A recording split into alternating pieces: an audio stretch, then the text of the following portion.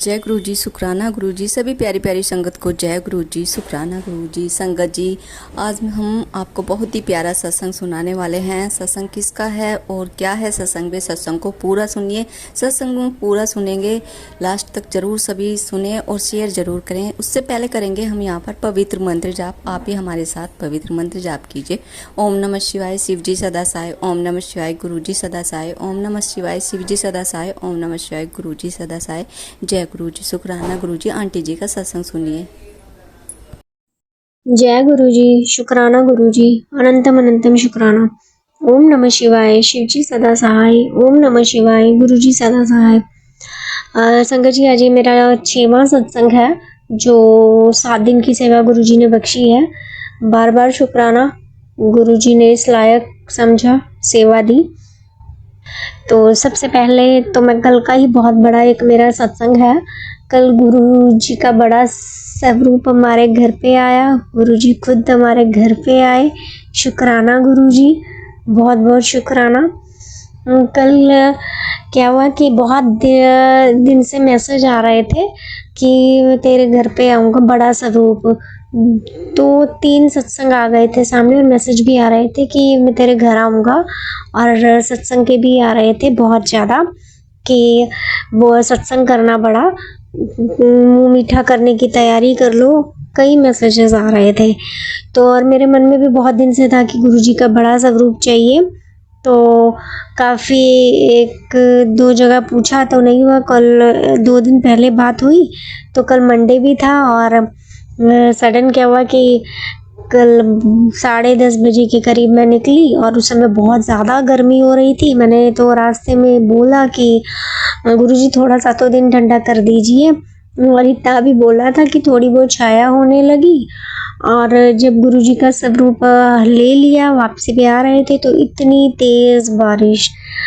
तो मैं बार बार गुरुजी को बोल रही हूँ कि गुरुजी बारिश मत करिए। ये पता लगा कि आधी जगह पर बारिश है और आधी जगह पर बारिश नहीं है। लेकिन जैसे ही मैं घर पहुंचने लगी तो ऑटो रुका तो बूंदाबांदी सी शुरू हो गई। अब गुरुजी का स्वरूप गीला होने लग गया। तो मेरे मन में आया कि मैं अब क्या करूं। मैं गुरुजी को बार बार बोली कि गुरुजी कि आप सीधा घर नहीं चलना चाहते हैं, क्योंकि रास्ते में ही जहाँ पे फ्रेम कराते हैं उनकी शॉप है। तो अगर गुरुजी आपकी यही इच्छा है तो इससे अच्छा है कि मैं वो फ्रेम करने के लिए दे दूँ और घर चली जाऊँ। बारिश इतनी तेज़ हो गई कि मैं वो फ्रेम वाली शॉप पे रुक गई और उनको मैंने सबूत दिखाया। उन्होंने बोला कि कुछ नहीं हुआ है, ये तो बन जाएगा, हल्का फुल्का ही वो हुआ है कि आप इसको टर्न कर लेते तो शायद ये भी थोड़ा बहुत गीला नहीं होता। तो क्या हुआ कि एट लास्ट मैं स्वरूप छोड़कर जाने लगी। थोड़ा बहुत जैसे बारिश रुकी कि ठीक है मैं शाम को ले लूँगी 6-7 बजे तक। और उन्होंने मुझे पीछे आवाज़ लगाई कि अब स्वरूप ले जाइए अभी। शुक्राना गुरुजी, जो मन में थी कि पहले घर पे चलिए आप, वो तो चलो बारिश हो गई है जैसे भी वो था। तो उन्होंने क्या किया कि 15-20 मिनट भी नहीं लगे, मुझे स्वरूप बना के दे दिया और फ्रेम हो गया। और पानी बहुत ज़्यादा सड़कों पे भरा था, लेकिन जैसे ही स्वरूप बना गुरुजी का, मैं लेकर उनको घर आ गई। गुरुजी घर पे आ गए, विराजमान हो गए अपने स्थान पर। जैसे भी है, जो भी है, जगह जिस हिसाब से गुरुजी को जो सही लगा, आने वाले टाइम में वो गुरुजी अपना स्थान खुद ग्रहण करेंगे कि कैसे है। अभी कल आ गए गुरुजी तो बहुत ज़्यादा मन में खुशी थी कि गुरुजी घर पे आए हैं। मन में ये ऐसी फीलिंग होने लग गई कि जैसे कोई बड़े घर पे आ गए हैं सच में। मतलब पापा घर पे विराजमान हुए हैं। एक ऐसी मतलब हुई कि अब कुछ ऐसा वैसा नहीं करना है कि उनकी नज़र मुझ पर पड़ रही है। सडन ऐसी फीलिंग सी होने लगी बहुत ज़्यादा। एक मतलब जो खालीपन सा था वो दूर सा हो गया, क्योंकि जहाँ देखो गुरुजी की नज़र, इधर देखो तो गुरुजी देख रहे हैं। वो तो वैसे भी देख ही रहे हैं, लेकिन जो एक मन में एक आई तो वो बहुत ज़्यादा एक अच्छी फीलिंग कर ली मैंने। इसके धीरे धीरे जैसे ही दिन और ख़त्म होता गया तो मेरी ये फीलिंग और ज़्यादा होती गई कि गुरुजी अब सच में मतलब अपने घर पे आ गए। जबकि स्वरूप तो पहले भी है, पता नहीं कल अलग सी फीलिंग हो रही थी।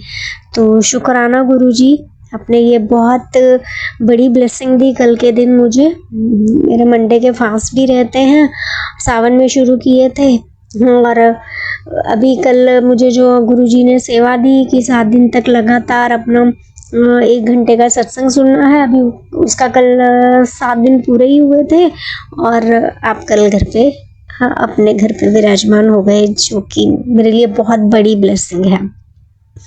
संगत जी, क्या हुआ कि अभी शाम को मंदिर जाने का टाइम था, तकरीबन कोई 5:30 बजे होंगे। मेरे पास ना एक रैंडम सी कॉल आई लैंडलाइन से नंबर से, तो उसने बोला कि मैं अमेज़ोन से बोल रहा हूँ, आपका कोई कोरियर है। तो मैंने कहा मैंने तो कुछ नहीं मंगाया, जबकि मैंने कुछ दिन पहले मंगाया था, तो वो गुरुजी ने खुद ही कैंसिल करवा दिया था कि पता नहीं ऐसा क्या था कि शायद गुरुजी ये चाह रहे थे कि अभी जॉब भी नहीं है, बजट भी डाउन हो रहा है, कि अभी इतना खर्चा नहीं करने की ज़रूरत है, तो गुरुजी ने खुद ही कैंसिल करवा दिया था। तो मुझे लगा कि पता नहीं ये क्या है, मैंने कहा मैंने तो कुछ नहीं मंगाया। फिर मुझे एकदम सडन ध्यान आया कि एक हमारे 2 दिन पहले भैया से बात हो रही थी, मेरे से ग्रुप की बात कर रही थी, तो उन्होंने बोला था कि कुछ उन्होंने अमेज़ोन से मंगाए थे गुरुजी के स्वरूप या कुछ जो भी ब्लेसिंग, तो उन्होंने बोला था कि जो भी ब्लेसिंग आएगी, जो तेरी किस्मत में होगा गुरुजी देना चाहेंगे, वो हो जाएगा। तो मुझे लगा शायद उन्होंने ना भिजवाए हों, तो मैंने कहा तो कि कौन है, किस नाम पे है, तो उन्होंने मेरा नाम भी ले लिया और किसने भेजा है, बस उन्होंने इतना बोला कि पेमेंट हो रखी है। तो मुझे फिर एकदम से वही हो गया कि मेरे मन में आ रही थी कि मैं उनको कॉल कर रही थी, उनका कॉल नहीं मिल रहा है, कि शायद भैया ने ही भेजा होगा। तो मैं नीचे उतर गई, नीचे उतरी तो मैं काफ़ी देर खड़ी रही, मुझे कोई दिखा नहीं ना आसपास में। एक साइड पे कोई दिख रहा था तो वो फ़ोन पे बात कर रहा था, मुझे कोई भी नहीं दिखा। मैं एट लास्ट खड़ करके ऊपर वापस चली गई और मेरा फ़ोन साइलेंट पे था, मैंने साइलेंट से हटा दिया कि क्योंकि वो नंबर लग नहीं रहा था। तो मैंने कहा कि कोई और पता नहीं क्या दिक्कत है, अगर होगा तो कॉल वापस आ जाएगी, जबकि क्योंकि उधर ऊपर शो हो रहा था स्पैम। तो अभी 2-3 मिनट ही नहीं हुए कि कॉल दोबारा हो गई कि आप कितनी देर में आओगे। मैंने कहा कि मैं तो खड़ खड़ के वापस आ गई, आप कहाँ हो? तो वो कहते हैं कि मैं वहीं खड़ा हूँ। फिर सामने एक हमारे बैंक का एटीएम है, तो उसने मुझे इशारा में समझाया और कुछ नीचे ही खड़ा था, क्योंकि मैं साइड पे देखा तो ऊपर कि नीचे ही बैंक वाले एटीएम के पास, और मुझे कॉल पे भी बोला कि उस सेंट्रल बैंक के एटीएम के साथ देखो। तो मैंने कहा कि आप ऊपर देखिए, तो उसने ऊपर देखा और मैंने कहा कि आप यहाँ आ जाओ साइड पे, तो कहता कि आप आ जाओ नीचे। तो मैंने कहा कि आप हाँ साइड पे आ जाओ। मैंने पता नहीं क्यों मुझे वो हुआ कि ये है क्या, कि वो अलग से ही तरीके से कुछ बात कर रहा था, मुझे कुछ समझ नहीं लग रही थी कि ये सडन हो क्या रहा है, क्योंकि वो चला पहले तो मुझे दिखा नहीं। तो उसने ये भी बोला कि आसपास देख लेते कोई कोरियर वाला है, तो मैंने देखा मुझे कोई नहीं दिख रहा है।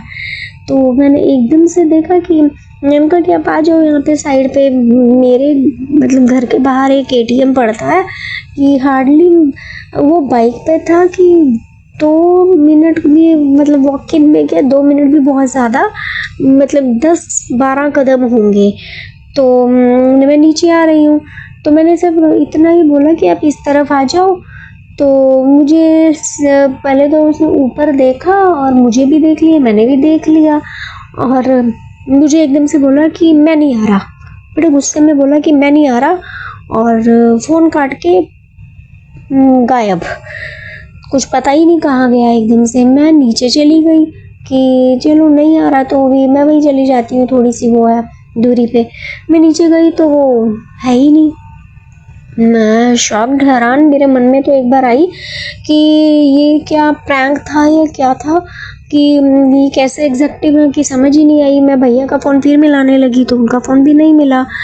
मैंने कहा कि ये हुआ क्या है सडन, और मेरे मन में एक बार के लिए तो आई थी कि इन लोगों की ना एग्जेक्टिव्स के, अमेज़ोन वालों की कंप्लेंट करनी चाहिए कि अगर कोरियर कोई आई है तो वापस कैसे लेके चला गया, जो मेरे मन में उस समय एकदम आया। लेकिन फिर 2 मिनट बाद गुरुजी को देखने लग गई। मैंने कहा गुरुजी क्या वो आप थे?